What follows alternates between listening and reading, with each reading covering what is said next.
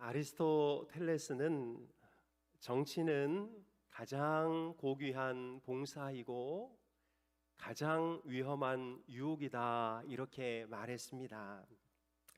그는 권력을 다루는 정치야말로 예리한 칼날과 같아서 이것을 잘 사용하면 백성도 살리고 자기도 살아갈 수 있지만 이것을 잘못 사용하게 되면 자신도 다치고 백성도 죽일 수 있음을 천명하였습니다. 그래서 선한 정치인들은 존경과 영광을 받지만 악한 정치꾼들은 비난과 조롱을 면할 수가 없는 것입니다. 실로 위대한 정치인은 권력을 통하여 약한 자들의 눈물을 닦아주지만 비열한 정치꾼은 권력을 통하여 합법적인 횡포를 자행하게 되는 것이지요. 특별히 우리나라는 아주 중요한 정치적 기로에 서 있습니다. 우리는 그동안 대통령의 계엄과 탄핵을 겪으면서 어떤 사람은 후련함을 또 어떤 사람은 억울함을 호소하며 이 정치적 공백을 함께 견뎌왔습니다.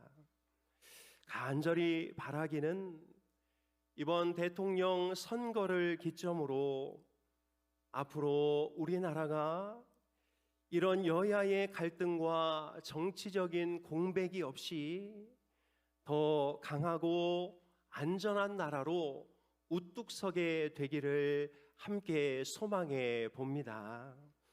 그렇다면 여러분, 정치란 무엇일까요? 과연 어떤 사람이 한 나라의 지도자가 될 때 그 나라가 평온할 수 있을까요?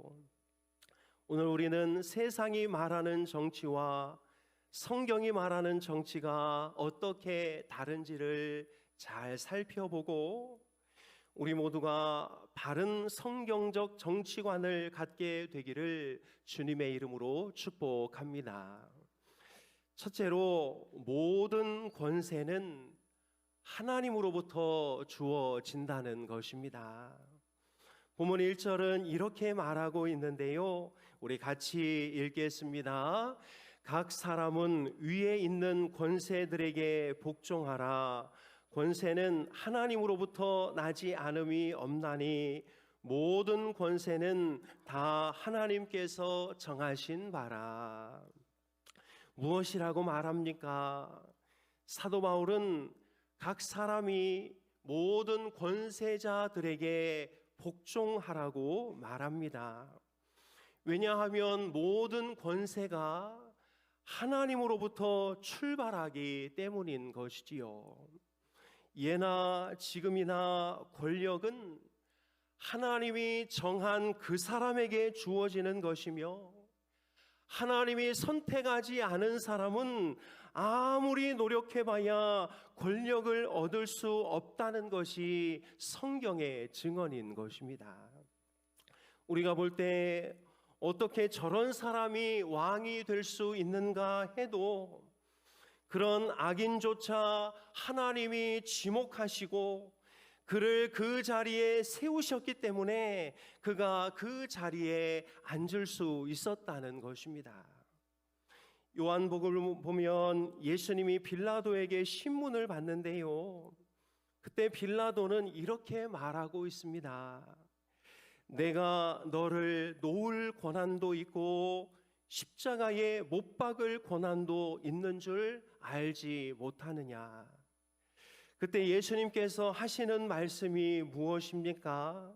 우리 요한복음 19장 11절 전반절 말씀인데요, 같이 읽겠습니다. 예수께서 대답하시되 위에서 주지 아니하셨더라면 나를 해할 권한이 없었으리니. 그러니까 이 빌라도조차도 하나님이 세워주셨기 때문에 유다의 총독으로 일할 수 있었던 것이지요. 특별히 오늘 4절 말씀은 무엇이라고 말합니까? 그는 하나님의 사역자가 되어 내게 선을 베푸는 자니라. 그러나 네가 악을 행하거든 두려워하라. 그가 공연히 칼을 가지지 아니하였으니 곧 하나님의 사역자가 되어 악을 행하는 자에게 진노하심을 따라 보응하는 자니라. 바울은 권력자들을 하나님의 사역자, 원어적으로 하나님의 심부름꾼이라고 말씀하고 있습니다. 우리는 흔히 선한 정치인은 하나님의 심부름꾼이고 악한 정치인은 사탄의 심부름꾼이라고 여겨왔지만 성경은 그 악한 자조차도 결국 하나님의 일을 하고 있는 하나님의 종이라고 말하고 있는 것이지요. 그래서 바울은 이렇게 명령하고 있습니다. 우리 5절 말씀인데요, 같이 읽겠습니다. 그러므로 복종하지 아니할 수 없으니 진노 때문에 할 것이 아니라 양심을 따라 할 것이라. 국가가 시키니까 억지로 순종하지 말고 하나님의 질서에 순종하는 마음으로 권력자들에게 복종하라고 명령하고 있는 것이지요. 베드로조차 이렇게 말했습니다. 우리 베드로전서 2장 17절 말씀 같이 읽겠습니다. 묻 사람을 공경하며 형제를 사랑하며 하나님을 두려워하며 왕을 존대하라. 사랑하는 여러분, 이처럼 하나님은 왕과 정부 제도를 인정하고 있습니다. 대통령과 국회의원, 시장과 시의원뿐만 아니라 경찰과 군인, 공무원 등 하나님은 이들을 세워 그 나라의 질서를 잡고 모든 국민들이 그 질서에 복종하게 함으로 한 나라를 다스려 가고 있는 것입니다. 사랑하는 여러분, 과연 정치 선진국은 어떤 나라입니까? 모든 권세가 하늘로부터 왔다는 것, 또 바른 절차에 따라 왕이 세워지면 백성은 그에게 철저하게 순종해야 한다는 것, 그리고 하나님께서 그를 끌어내리기 전까지는 모두가 그에게 협력해야 한다는 것, 온 국민이 이것을 인정하고 실천하는 나라가 바로 정치 선진국이 되는 것입니다. 사랑하는 여러분, 이 원칙은 지금도 동일합니다. 좋은 나라가 어떤 나라인가요? 국민은 신중하게 대통령을 뽑고 국민들이 투표를 통해 대통령을 뽑으면 그는 하늘에서 내려준 하나님의 종인 것을 믿고 임기 중에 그가 편안하게 국정 운영을 할 수 있도록 도와주는 나라가 좋은 나라인 것입니다. 진보 대통령이 선출되었다고 해도 보수에서는 하나님이 그를 세웠다는 것을 믿고 그를 응원해야 하며, 보수 대통령이 선출되었다 해도 진보에서는 하나님의 임명권을 믿고 그에게 협력할 때 그 나라가 복된 나라가 될 수 있는 것입니다. 사랑하는 여러분, 크리스천은 누구입니까? 크리스천은 철저하게 하나님의 주권을 인정하는 사람입니다. 하나님께서 왕을 세우기도 하고 왕을 폐하기도 한다는 사실을 믿는 사람입니다. 따라서 크리스천은 국가를 위해서 마음 담아 기도하며 바르게 투표하고 선거가 끝나면 누가 선출되든지 그를 위해서 기도하고 협력하는 사람이 되어야 하는 것입니다. 그의 삶과 인격에 연약한 부분이 있을 수 있습니다. 그런 부분은 우리가 도와주고 기도해 줘야 할 부분이지요. 다만 그의 정책이 온 나라를 파멸로 이끌어가거나 민주적 절차와 헌법의 정신을 훼손하거나 종교적 자유를 박탈하고 교회를 핍박하려고 할 때에는 국가가 가진 헌법의 기준 안에서 공정한 절차에 따라 국민의 의사를 표명해야 하는 것입니다. 그러나 이런 경우가 아니라면 온 국민은 그에게 복종하고 그에게 협력하는 것이 성경의 일차적 원리인 것이지요. 사랑하는 여러분, 이제 우리는 내일 모레 새 대통령을 맞이하게 됩니다. 분명한 것은 모레 박수를 치며 환호하는 사람도 있을 것이고 한편으로 눈물을 짓는 아쉬움이 남는 사람도 있을 것입니다.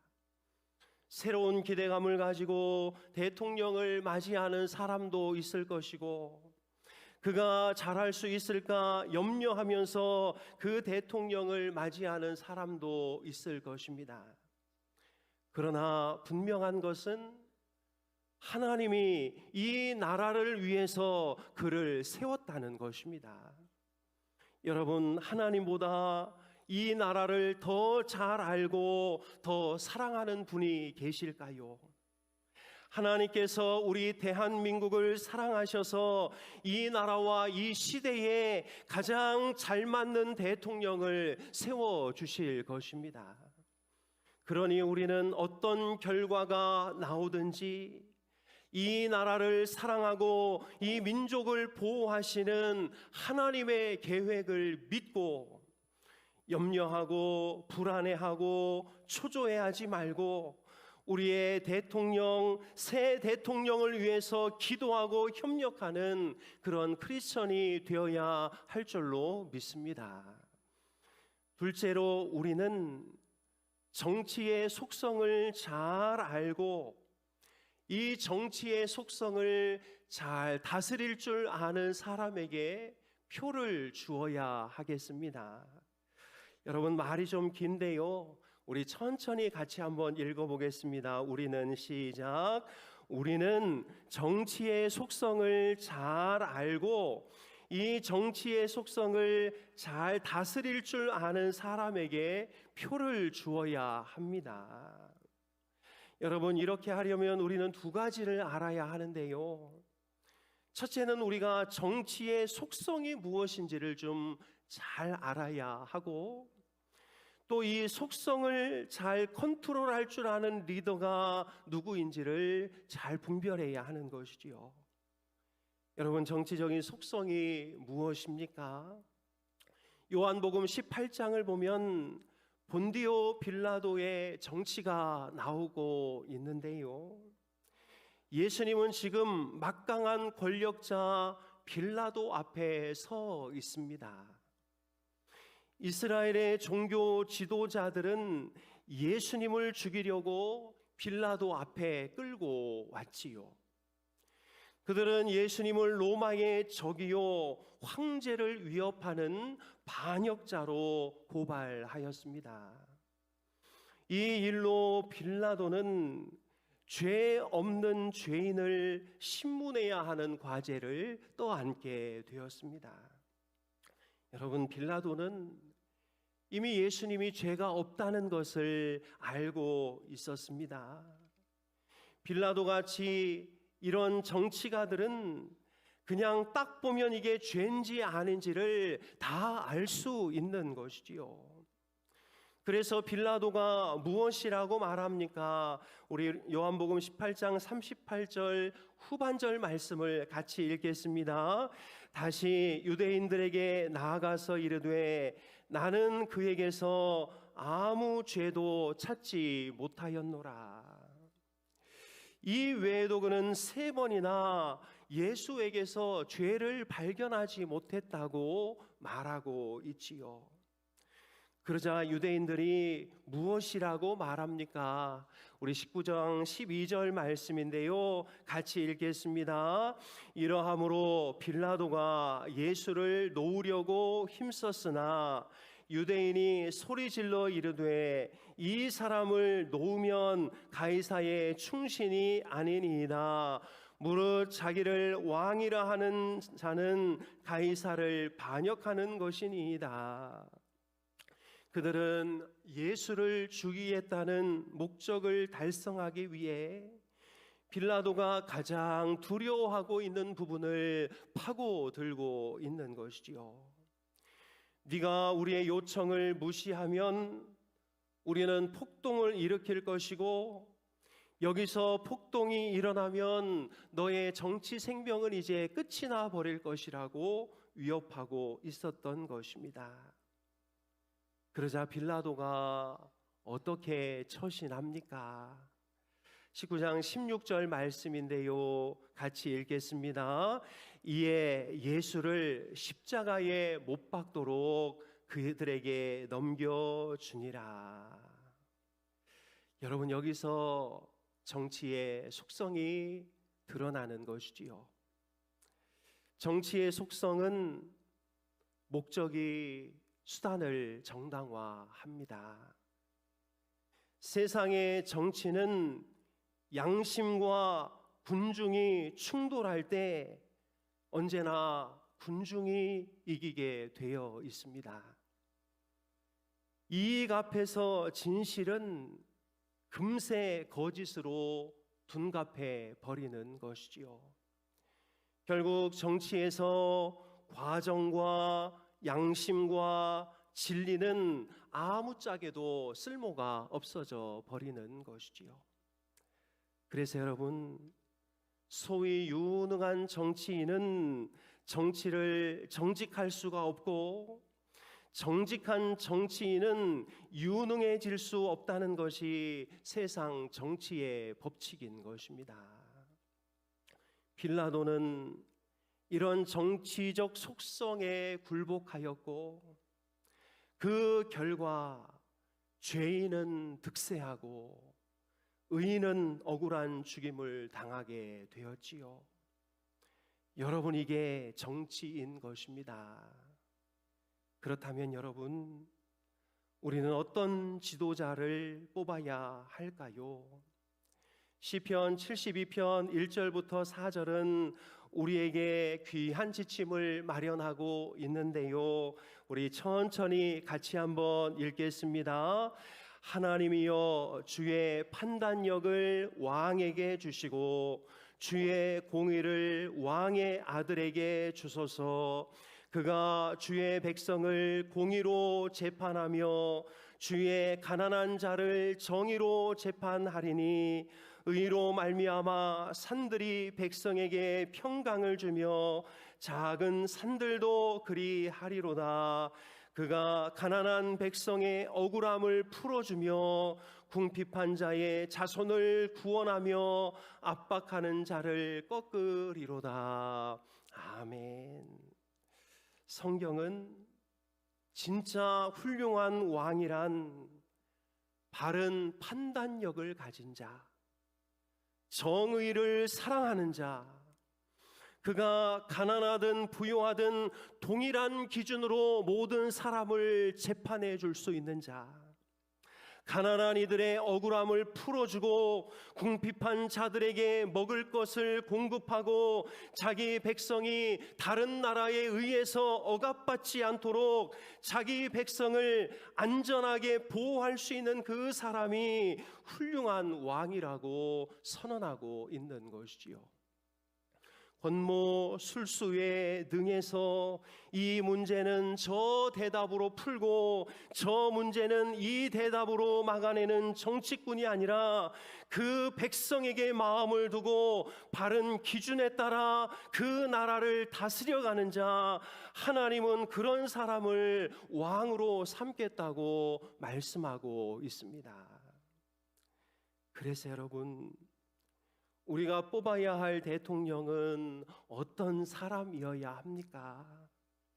이런 정치적 속성을 잘 알아서 그 속성을 이용하여 자기 배만 불리려는 자가 아니라, 정치가 이렇게 무섭다는 것을 알고 이 정치적 속성을 잘 컨트롤하여 부정과 부패와 거짓 때문에 이 나라에 억울한 사람, 눈물 흘리는 사람, 손해보는 사람이 없도록 인격과 정직을 방패 삼고 바른 정책을 무기 삼아 이 대한민국을 아름답게 세워갈 사람이 이 나라의 대통령이 되어야 할 줄로 믿습니다.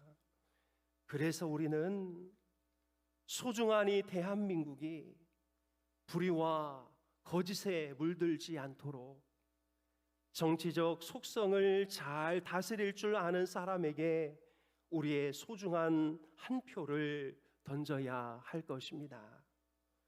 만약 우리가 선출하는 대통령이 불의와 악에 대한 저항감이 전혀 없고 늘 목적이 수단을 대신하고 양심보다는 군중의 요구를 따르고 정치적 속성에 길들여져서 진실을 왜곡하는 사람으로 결정된다면 우리나라는 앞으로도 선하고 착하고 가난한 이들이 계속 눈물을 흘리는 그런 나라가 될 수밖에 없을 것입니다.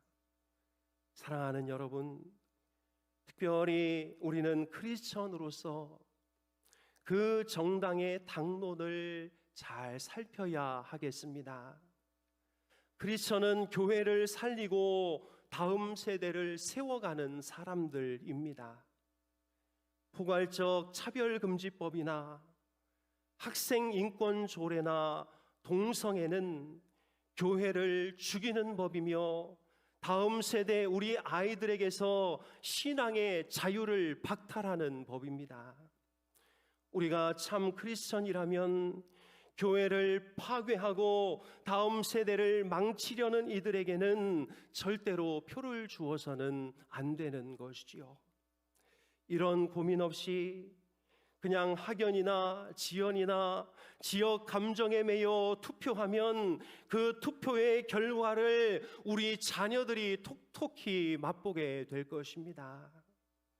누가 되었든 누가 되든 앞으로 우리 대한민국의 대통령은 정치적 속성을 잘 알고 그 속성을 통제할 수 있는 사람, 그래서 우리나라에 힘들고 어려운 사람들, 억울한 사람들이 생기지 않는 그런 사람이 우리 대한민국의 21대 대통령이 될 수 있기를 간절히 소원합니다. 셋째로, 우리는 한쪽으로 치우친 정치관을 가져서는 안 됩니다. 한쪽으로 치우친 정치관을 가져서는 안 됩니다. 이것은 진보와 보수가 서로를 존중해야 한다는 것이지요. 선거 때만 되면 보수와 진보는 서로를 못 잡아먹어서 안달입니다. 선거일이 가까이 올수록 진보는 보수에게 주먹을 날리고 보수는 진보에게 채찍을 휘둘러 어떻게든 상대 진영에게 더 많은 피해를 입히려고 노력하고 있습니다. 마치 격투기를 보듯이 상대를 두들겨 패서 쓰러뜨려야만 경기에서 승리하는 것처럼 보수와 진보는 서로에게 다른 잣대를 들이대며 서로의 약점을 물어뜯고 있는 것이지요. 참으로 안타까운 것은 보수와 진보가 하나님을 분쟁의 중심으로 끌어들여 마치 하나님이 자기네 편인 양 생각하고 있다는 것입니다. 그런데 여러분, 하나님이 진짜 보수의 편일까요?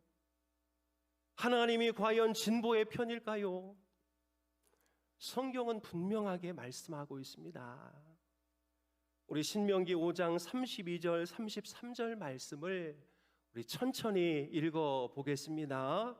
그런즉 너희 하나님 여호와께서 너희에게 명령하신 대로 너희는 삼가 행하여 좌로나 우로나 치우치지 말고 너희 하나님 여호와께서 너희에게 명령하신 모든 도를 행하라.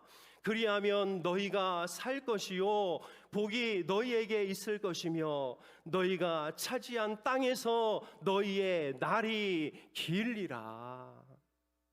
무슨 말씀입니까? 하나님은 스스로의 편이지 우파도 좌파도 아닌 것입니다. 한 구절 더 살펴볼까요? 우리 여호수아 5장 13절 14절 말씀인데요, 같이 읽겠습니다. 여호수아가 여리고에 가까이 이르렀을 때에 눈을 들어본즉 한 사람이 칼을 빼어 손에 들고 마주 서 있는지라. 여호수아가 나아가서 그에게 묻되 너는 우리를 위하느냐 우리의 적들을 위하느냐 하니 그가 이르되 아니라 나는 여호와의 군대 장관으로 지금 왔느니라 하는지라. 여호수아가 얼굴을 땅에 대고 엎드려 절하고 그에게 이르되 내 주여 종에게 무슨 말씀을 하려 하시나이까. 여호수아가 묻습니다. 너는 우리를 위하느냐 우리의 적을 위하느냐. 그러자 하나님의 사자가 이렇게 대답합니다. 아니라 나는 여호와의 군대 장관의 신분으로 지금 여기 와 있는 것이다. 내가 너희의 편이 될 것이 아니라 너희 모두가 내 편이 되어야 할 것이다. 그래서 여러분, 어떤 정치가 가장 좋은 정치인가요? 좌로나 우로나 치우치지 않고 성경의 원리가 적용되어 균형을 맞추는 정치가 가장 좋은 정치인 줄로 믿습니다. 우리 예수님을 보십시오. 예수님만큼 보수주의자도 없습니다. 여러분, 계시록 22장 18절 19절 말씀을 한번 읽어보겠습니다.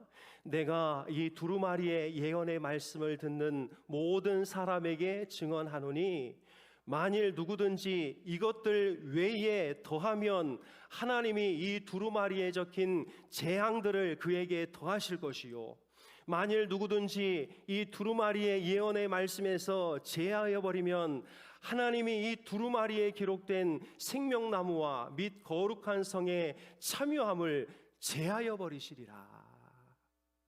예수님은 하나님의 말씀에서 무엇을 더하거나 빼는 자는 아예 지옥으로 던져버리겠다고 말씀하고 있습니다. 그러나 그분은 보수에 갇혀 계시지 않았습니다. 마태복음 5장 27절 28절 같이 읽겠습니다. 또 간음하지 말라 하였다는 것을 너희가 들었으나 나는 너희에게 이르노니 음욕을 품고 여자를 보는 자마다 마음에 이미 간음하였느니라. 그분은 죽은 전통에 대해서는 사정없이 깨뜨리고 과감히 뒤집어 엎으셨던 분이시지요. 그래서 여러분, 우리도 예수님처럼 해야 합니다.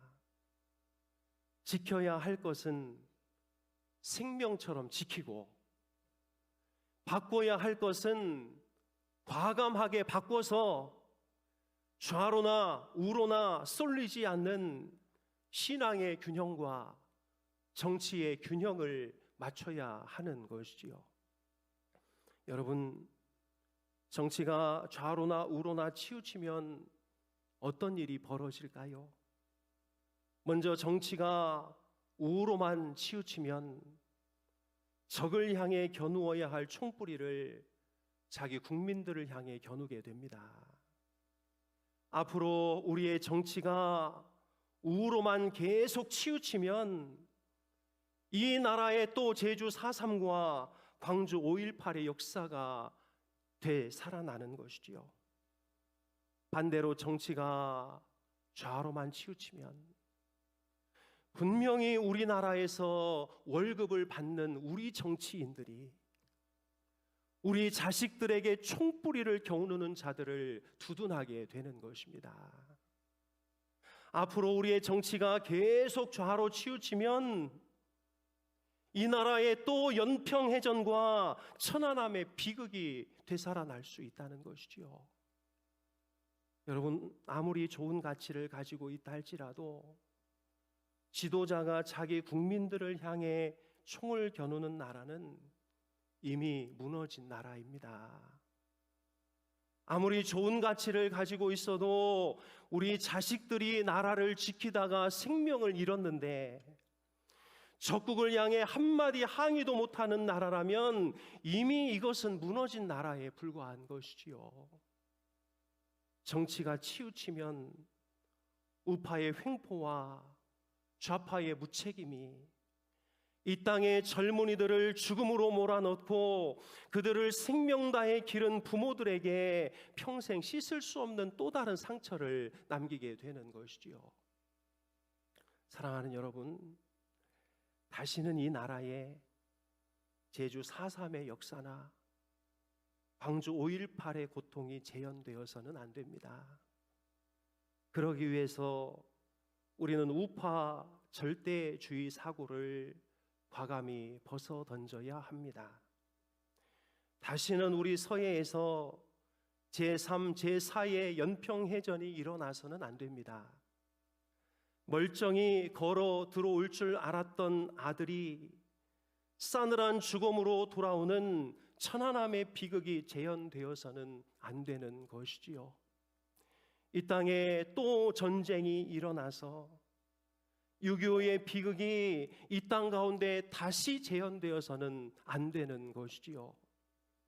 그러기 위해서 우리는 좌파 절대주의의 사고를 벗어내야 하는 것입니다.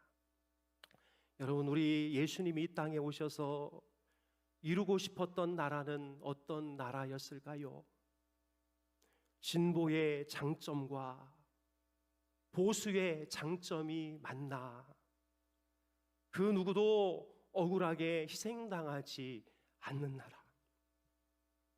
결국 진보의 약점이 보수의 강점으로 메워지고 보수의 약점이 진보의 강점으로 메워져서 다시는 사망이나 애통하는 것이나 복하는 것이 없는 나라.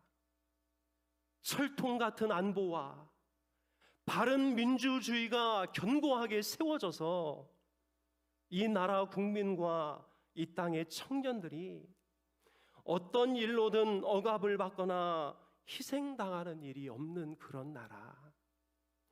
그런 나라가 바로 우리 대한민국이 되어야 하며, 바로 이런 나라가 하나님께서 이 땅 가운데 이루시기를 원하시는 하나님의 나라인 줄로 믿습니다. 그리고 이런 나라를 만들고 싶은 사람, 이런 나라에 대한 열망이 있는 그 사람에게 우리는 우리의 표를 주어야 하는 것이지요. 그러니 여러분, 내 정치적 신념만 옳다고 주장하지 마십시오. 둘 다 보지 못하는 편향적 정치 신념을 버리십시오. 나와 정치적 신념이 다르다고 그를 나의 적이라고 생각해서는 안 됩니다. 성도 간에 정치적 이견이 있다고 해서 그를 빨갱이라고 부르거나 내란범이라고 몰아붙여서는 안 되는 것입니다. 우리 모두는 예수 그리스도 안에서 진보와 보수의 통합을 이루어 하나님의 나라를 이루어가는 아군이지 적군이 아닌 것입니다. 하나님의 나라를 이루는 첫걸음은 비록 정치적 색깔이 달라도 우리가 예수 안에서 하나 되어 예수의 뜻을 이루어가는 것인 줄로 믿습니다. 여러분, 이런 마음으로 기도하면서 투표하시기를 바랍니다. 상대를 제압하겠다는 마음이 아니라 하나님께서 어떤 대통령을 주시든 그에게 순종하겠습니다. 그가 잘못된 생각과 편향된 부분이 있다면 우리가 그 부분을 채워주겠습니다라는 마음으로 하나님 새 대통령이 이 땅에 세워져서 저를 통하여 하나님의 나라가 이 땅 가운데 이루어지기를 원합니다. 이런 마음으로 그렇게 투표해야 하나님께서 그런 나라를 만들어낼 수 있는 귀한 대통령을 우리에게 선물로 주실 줄로 믿습니다. 여러분, 인터넷에 보면 서로를 물고 뜯고 죽이고자 하는 시도들이 많지요. 여러분, 한쪽만 보면 안 됩니다. 양쪽을 다 보셔야 합니다.